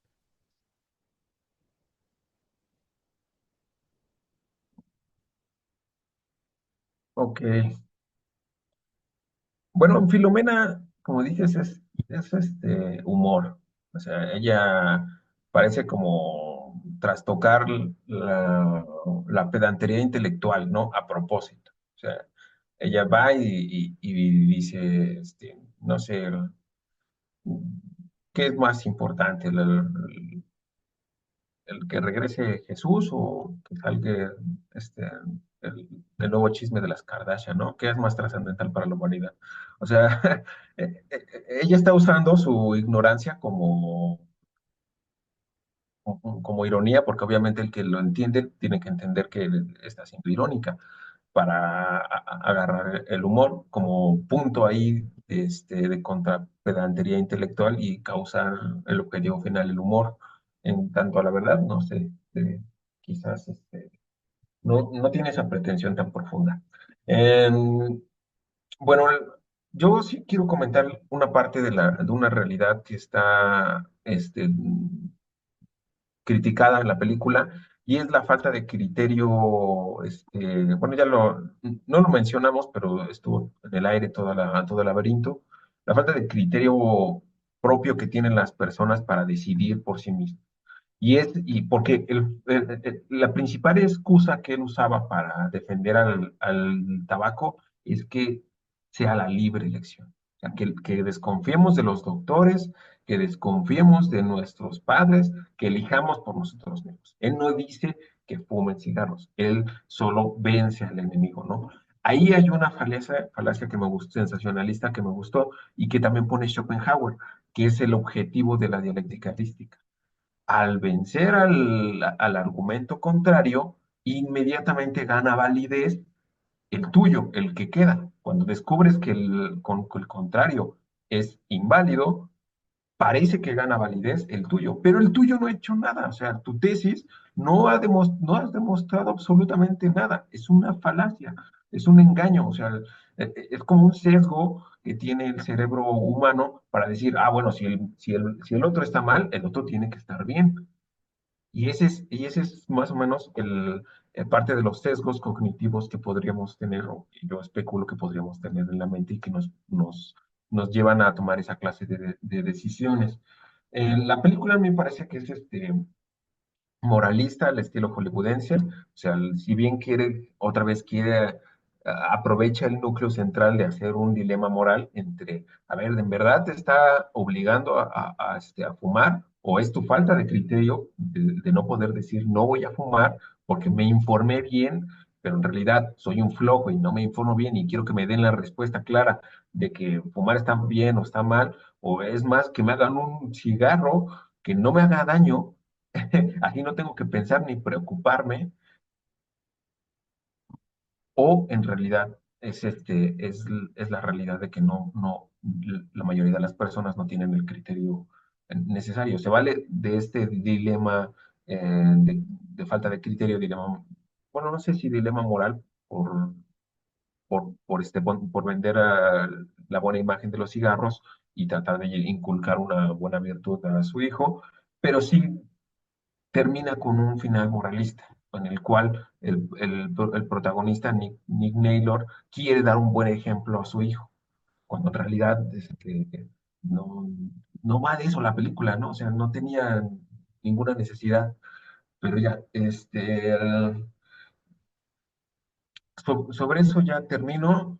Como para ir cerrando, les enumero rápidamente las estrategias que están en la película, las estrategias persuasivas o retóricas que están en la película, o que yo logré identificar y logré enumerar. La primera, la defensa de Nuremberg, que es tras el final de la Segunda Guerra Mundial, ya saben, la rendición de la Alemania nazi, el tribunal militar este, en este lugar decidió juzgar contra crímenes contra la paz, crímenes de guerra, crímenes contra la humanidad. ¿Cuál es el argumento? No fue mi culpa, solo hacía mi trabajo. O sea, el 99% de lo que se hace, bueno o malo, se hace para pagar una hipoteca. Él vende cigarros porque, porque es su trabajo, porque así gana dinero, porque funciona. Está en la escena del restaurante, en la película. O- Otra, sería moralmente presuntuoso decidir por los demás. Solo soy un facilitador. Palabras de Jeff Megal, uno de los personajes que figura como el de las relaciones entre las estrellas de Hollywood, entre los actores de la industria del cine, y él dice que no tiene responsabilidad por nada, simplemente facilita las circunstancias, ¿no? Entonces, delega la responsabilidad. Una estrategia es esa, o sea, yo no provoqué que haya una imagen en donde se glorifica al cigarro, sino yo solo junté a los que lo pudieron haber hecho posible. Bueno, otro de las estrategias mostradas en la película es el famoso que ya mencionaron dos veces aquí, el helado de vainilla versus el de chocolate. No se refuta cuál es el mejor helado, sino se siembra la duda de que el helado contrario no lo es. Con ello se persuade a los espectadores y no al oponente. O sea, no se prueba nada, solo se desvía del objeto de la discusión. Está interesante, ¿no? O sea, el espectador ve que hay una duda y ya, otra vez el sesgo lógico, ¿no? El otro debe ser. Otra de las estrategias es trabajar para las tabacaleras y ser financiado por contribuciones de campaña. Es lo mismo. O sea, es básicamente una falacia ad hominem, o sea, atacar al que está hablando. Tú, porque trabajas para las tabacaleras, tus intereses deben de estar sesgados. Tú, porque trabajas, tú, porque tienes contribuciones de campaña de las internacionales, tú como senador, tus intereses están influenciados. Entonces, ese es un argumento al oponente y no a bueno, un ataque al oponente y no al argumento. Y el último que logré identificar es que colocar imágenes de peligro a quienes ya saben que hay peligro, supuestamente, es innecesario. La idea de Napier, que dice que no se necesitan poner imágenes de peligro a las cajetillas de cigarros porque todos ya saben qué es, ¿no? Supuestamente ya saben. En realidad está desviando el objetivo de poner los anuncios de veneno en las cajetillas, que es indicar responsablemente que hace daño, desviando el objetivo del argumento, ¿no? Lo está deformando el argumento para destruirlo más fácil. Y ya, esas son las que podemos identificar en la película. Yo con eso voy cerrando. Si alguien más tiene algún comentario, lo abordamos. Y si no, pasamos a las recomendaciones, esperando que les haya gustado.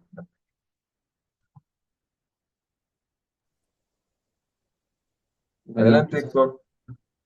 este, está interesante lo que está intentando Mark, porque de alguna forma la conjetura de lo que va a ser la película y de lo que va a ser el libro la va a realizar al final. Entonces estoy seguro que en la charla del libro va a salir más cuestiones de la película que le servirán, ¿no? O sea, para argumentar. Una cuestión que tocaba yo, o que me topaba entre el libro y la película, era la percepción, o sea, si bien en la dialéctica pareciera que entran en este ciclo en el cual la verdad, como dice Joaquín, está en el pozo, hay un momento, si no mal recuerdo, en el libro donde describe Schopenhauer que tú puedes ser consciente de los argumentos que está dando tu oponente. Es decir, tú vas perdiendo y entras en el ofender, ¿no? O en el buscar en la otra persona la forma de minimizar su teoría. Entonces, pareciera que no tiene o no tiene la intención de sacar la verdad, pero sí concientiza a las dos partes de que hay una verdad, ¿no? O sea, debe de haber alguien que esté consciente de que sus argumentos están siendo asallados por el otro y de que realmente existe, ¿no? Un deslumbre de la verdad y la intenta tapar, ¿no? O sea, tirando tierra quizás en esa pequeña luz, ¿no? Que se está saliendo ahí. Entonces, aunque pareciera que puede ser un juego donde realmente no va a haber un resultado, o sea, que realmente contribuya, parece ser que sí, ¿no? Al final, o sea, alguna de las dos partes será consciente de eso. Bueno, si no hay nada más, entonces yo creo que sí, ya pasamos a la parte de recomendaciones y espero que esta película, y seguramente esta película va a salir en el diálogo del libro. Sí, sí, y vamos a comentar esa última parte que estaba tratando de buscarla, la que dice, ya pasas directo a los insultos. Eh, Está bueno, pues es que también mete un poco como de psicología, este, bueno, no sé, es como aspectos del comportamiento del enemigo, Schopenhauer.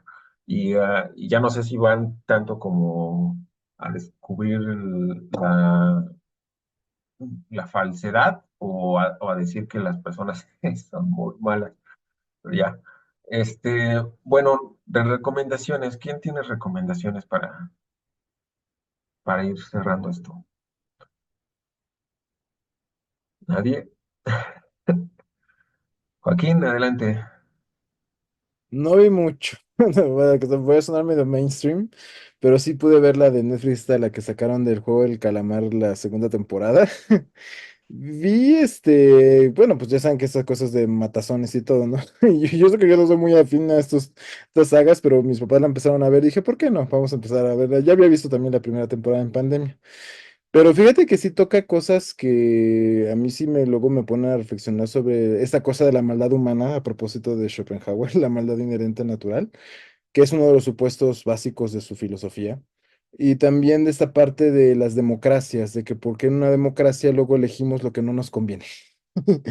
Porque la mayoría de votos, no porque sea mayoría, quiere decir que está bien, y por ahí se pega la falacia ad hominem, que ya habíamos también en parte visto en la película. Si la mayoría lo dice es que está bien, tú dices, y no necesariamente, y es una de las cosas que criticó también Platón en su momento, cuando se juzgaron a Sócrates, al hombre más sabio de Atenas, le damos cuello. ¿Por qué? Porque sí convenció la idea de que corrompía a los jóvenes y daba lata. Y daba mucha guerra. Entonces, piedrita blanca, piedrita negra. Y en la película y en esta serie del calamar también se juega mucho con esta idea. ¿Seguimos en los juegos o nos vamos? Tacho, círculo. Y entonces me resonó mucho esto de la apología de Sócrates, la bola negra y la bola blanca, ¿no? A la hora de tomar decisiones. Las mayorías tienen la razón siempre, cosa que Platón criticaba en esa apología precisamente. Y ahí me resonaron algunas cosillas. Digo, la serie es para entretener, su principal objetivo, pero por ahí, digamos, como que sí me resonaron esas cosillas. No es así como recomendar, no la recomendaría al nivel como Cero Calcare de este historietista italiano u otras cosas que hemos recomendado aquí en el Círculo, novelas y eso. Pero digo, no, la serie, aparte de entretener, pues a mí me detonó esos pensamientos en esa parte. Así que la pondría en ese nivel y aparte fue lo único que vi fuera de mis labores de vida práctica que me dio tiempo ahorita. Si recomiendan otra cosa que he querido ver, que luego hay muchas cosas que he querido ver, pero no me da la vida. Entonces, pues ahí voy, pero sí voy anotando un poquito lo que ustedes van recomendando y ahí pues trato de abrirme espacios. Por ejemplo, novela de Omar de En la Tierra Somos Fugazmente Grandiosos, sí la leí, pues sí me di el espacio y la leí y toda la cosa. Y espero leer otras cosas que ahí ustedes recomiendan esa parte. Por mi parte ahí sería todo. Y Néstor, pues ya sabemos que trae recomendación consigo siempre, entonces pues vamos a estar abiertos a lo que menciones. Gracias. El insomnio me hace tener recomendaciones siempre. Bueno, ¿quién más tiene recomendaciones? Omar, ¿no tienes ninguna? Nada, nada, nada. Quería ver la nueva serie de la película de Filomena, pero seguro está increíble, pero si no la han visto, véanla. Este, pero es lo único, pero tampoco como regresé al trabajo esta semana, ya no, y las semanas anteriores estuve durmiendo, no. Más bien lo que estuve haciendo fue ver mil veces Wicked, que yo le iba a sacar ahora, pero me contuve porque es aún más mainstream. Sí, es el exitazo del momento para su público que les gusta. Pero bueno, Pero sí, déjame decirte que hay una parte interesante de la película, porque justo la bruja se vuelve en Dorothy, en la historia del mago de Oz, pues se vuelve como la villana. Entonces, Wicked es como la exploración de cómo fue que se volvió mala. Y entonces es interesante porque el mago de Oz en un momento le dice, como para unir al pueblo, lo que necesitamos es un enemigo común. Entonces, como los animales se habían vuelto ese enemigo común, lo que hace es redireccionar todo ese odio para que fuera la bruja mala. Aunque al principio parece ser no les hace nada, pero hace cosas y entonces en el discurso público solo lo usan para decir, ya ven cómo es bien mala, porque además tiene la piel verde y no sé qué y estas cosas, pero ya no voy a decir nada, porque esos análisis sociológicos, antropológicos, políticos, este, tal vez puedan ser raros.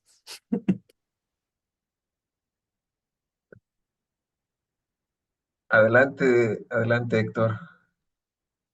Me sonó a Batman, el Caballero de la Noche.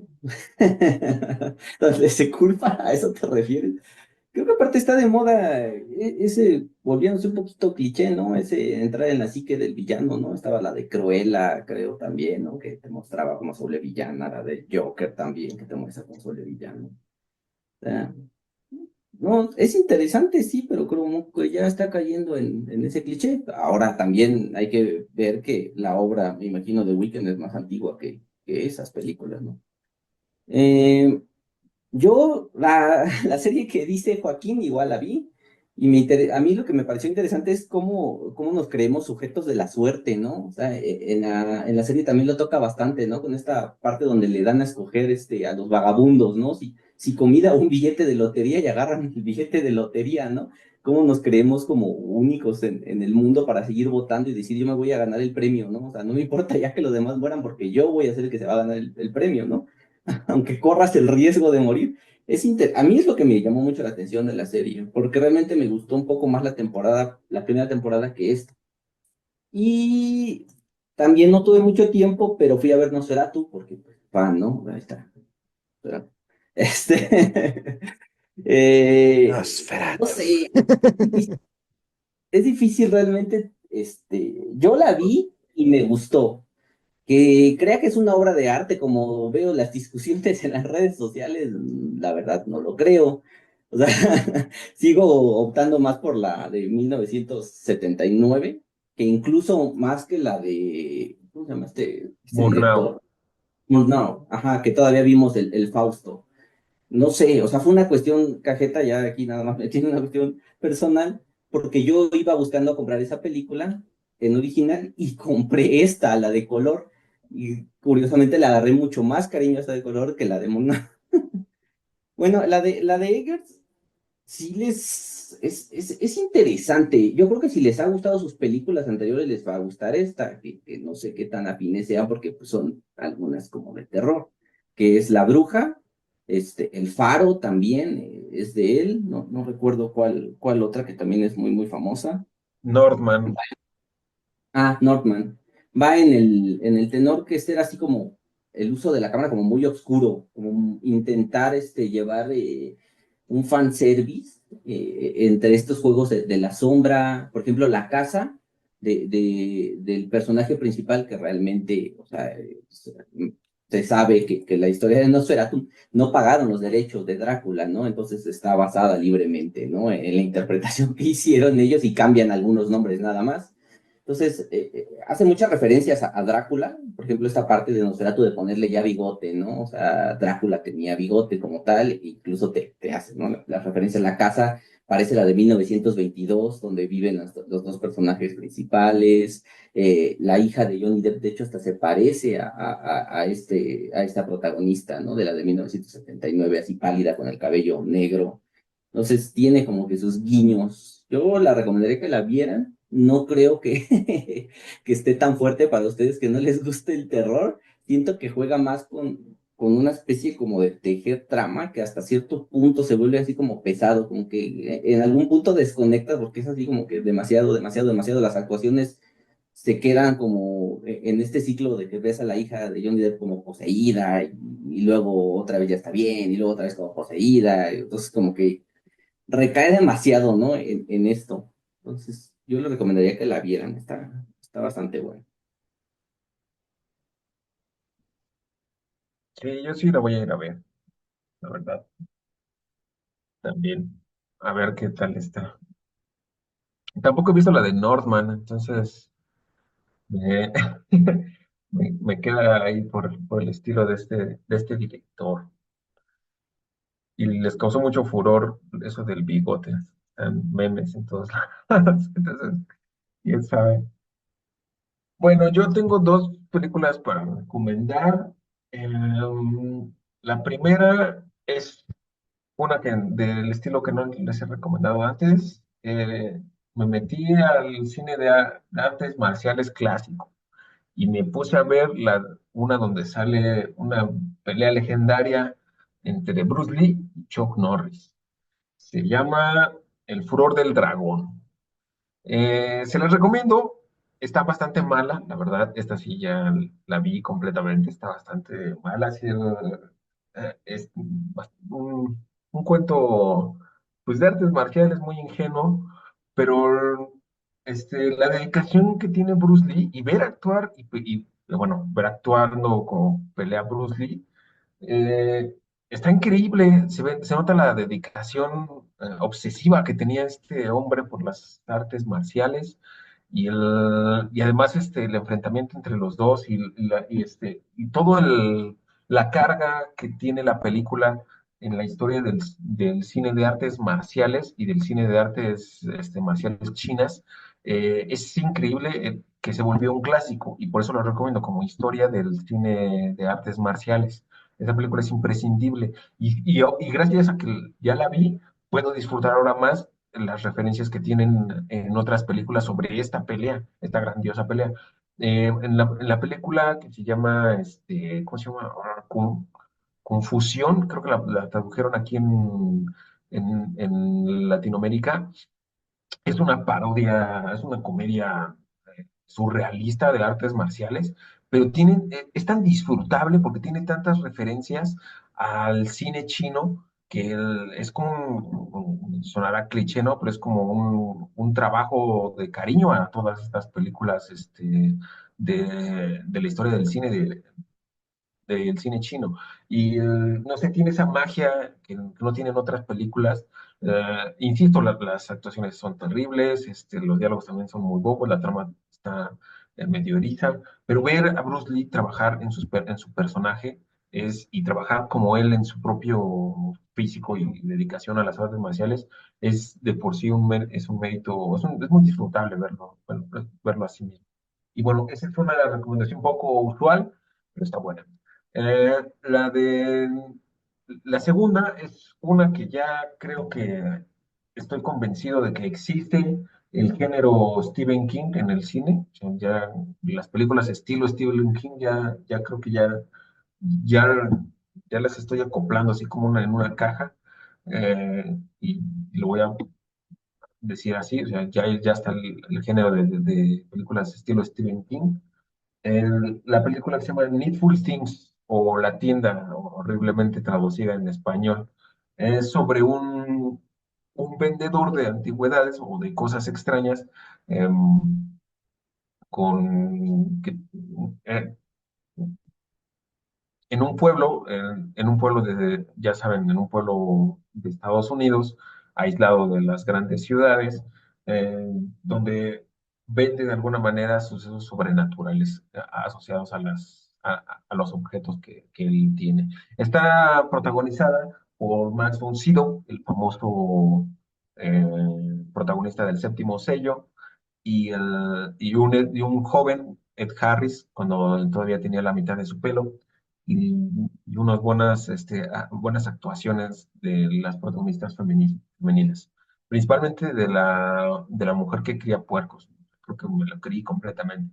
Pero ya, está muy interesante, está muy disfrutable de la época, o sea, igual yo ya estoy viejo y ya no me gusta ver nada más, pero es muy noventera, es muy el estilo de Stephen King, carros de acero, o sea, paisajes rurales de Estados Unidos, personas con traje que se tratan sin la inmediatez de los celulares, sin metarrelatos extraños de estas épocas.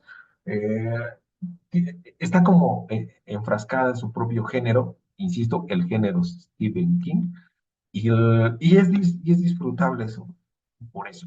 No, por eso es mi recomendación para quien haya visto esas cosas, ¿no? O sea, y ese género predilecto. También vi el teléfono negro, que creo que también entra, o sea, parece que ya su hijo hace el cine género Stephen King para, para esa película. Está igual que todas las películas de Stephen King, en elementos sobrenaturales, asesinos, y la actuación de Ethan Hawke como el asesino del teléfono es rotunda, o sea, fabulosa. Y aunque no se le ve su cara, toda la personalidad que le dio al asesino es fabulosa. Y ya nada más, por ahora. Como nota, creo que el libro ese de Hablas de la tiendita, o sea, ya había escuchado hablar de ese libro. Creo que es bueno hasta el final, porque no recuerdo el final de la película. Yo la vi también, no recuerdo el final de la película, pero no es tan malo. Creo que en el del libro es así como que se va como Santa Claus, así volando de repente, ya. O sea, ese es el final que yo he escuchado. Yo dije, no inventes. Dijo un amigo que es muy adicto a Stephen King, dice, no es el peor final, y eso que tiene finales horribles realmente para que realmente clasificara ese libro. Dije, no inventes. Dice, no, yo lo disfruté como loco el libro hasta el final. Dije, no le entendí por qué carajo se va volando como Santa Claus haciendo renos. Ya, desaparece el malvado. Y de hecho le hacen su parodia, ¿no? En Rick y Morty también, que le van quitando las cosas malditas a lo que vendía, ¿no? Que según dicen, pero esta lámpara te va a conceder 3 deseos, pero cada que la uses, no sé, te vas a secar, una cosa así, ¿no? Y le van quitando las maldiciones según a las cosas. Pero está muy buena esa película. Igual ahora que me recuerdas, quizás le dé un vistazo a ese libro. Está buena, o sea, sí, la parodia que le hicieron a Rick y Morty es lo mismo, te voy a dar una pócima que atraes a todas las mujeres, pero te hace imposible tener excitación. Y entonces son maldiciones, y él figura el personaje como el mismo diablo, aunque son como referencias a Stephen King de la cultura popular, cultura pop que ya no se impregna incidentalmente. Bueno, yo creo que con eso nos despedimos, o al menos alguien tenga algo más que recomendar, Mm, decir, Hasta el avisar. 25 nos veríamos para el texto de Schopenhauer. Hasta el 25, entonces nos Igual a las vemos 6 por la segunda por y aquí. luego con la siguiente dupla, que va a ser Joaquín y Omar con un texto estoico y una película que todavía queda en Estoica. suspenso para Ahí, Omar, revelarse. me avisas por favor cuando ya hayas ahí medio preseleccionado algo y ahí ya afinamos, si buple. Y ya con eso, ¿cómo se llama? Ya tenemos la dupla lista. Y ya el texto es de la introducción de María Zambrano con la selección de epístolas de Séneca, que Sale, hace pues María Zambrano. entonces, que estén muy bien y nos vemos dentro de 15 días. Claro que sí. Nos estamos viendo. Cuídense mucho. Hasta Bonito inicio luego. de año y pásensela muy bien. Hasta luego. Cuídense mucho. Bye. Ay.